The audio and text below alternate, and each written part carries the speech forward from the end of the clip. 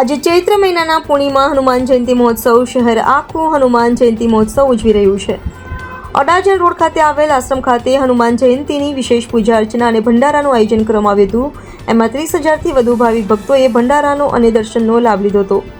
આ ઉપરાંત 6,000 કિલોનો હનુમાનજીનો એક લાડુનો પ્રસાદ સ્વરૂપે રોગ ધરવામાં આવ્યો હતો। આની તૈયારી અટલ આશ્રમના બટુગીરી મહારાજે ચેનલ સાથે વાત કરતા જણાવ્યું હતું કે આની તૈયારી અમે છેલ્લા 5 દિવસથી કરતા હોઈએ છીએ। સ્વયંસેવકો અને ભક્તો અને ઉત્સાહથી આ કાર્યક્રમમાં ભાગ લે છે। રિપોર્ટર રેશમવાળા।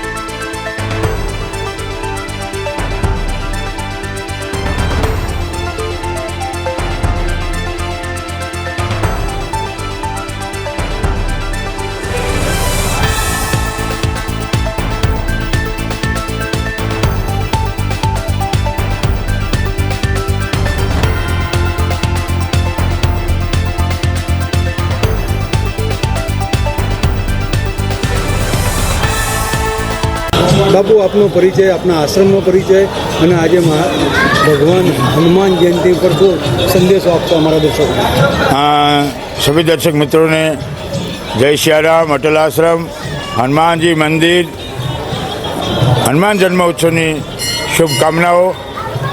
આજ હનુમાન જન્મ ઉત્સવમાં 6,000 કિલોનો એક લાડુ તેમજ ભોજનની વ્યવસ્થા, ભોજન પ્રસાદની વ્યવસ્થા, હમણાં બેન્ડ બાજા સાથે હનુમાનજી મહારાજના પ્રસાદનું વિતરણ શરૂ થશે અને આજનો પવિત્ર દિવસ એવો શનિવાર અને હનુમાનજી મિત્રો યાદ રહે એ વાનર હોવા છતાં ભગવાનની એટલી સેવા કરી એમને કે જે ભગવાને એમને હૃદય લગાવ્યા અને રઘુકુલને ઋણી રાખ્યા છે। આવા હનુમાનજી મહારાજનો આજનો દિવસ છે।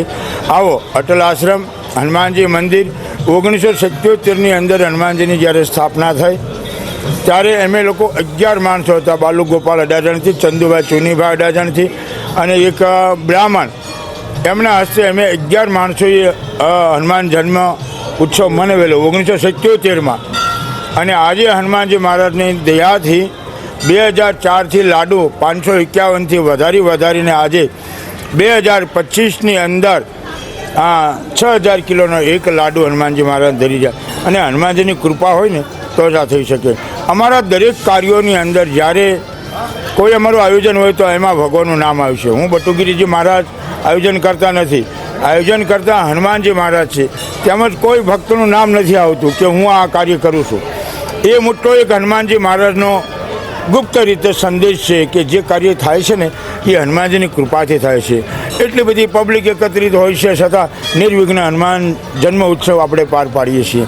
આવો આજે આપણે અટલ આશ્રમમાં હનુમાનજી મહારાજના દર્શન કરી પાવન થઈએ અને પ્રસાદ ગ્રહણ કરીએ।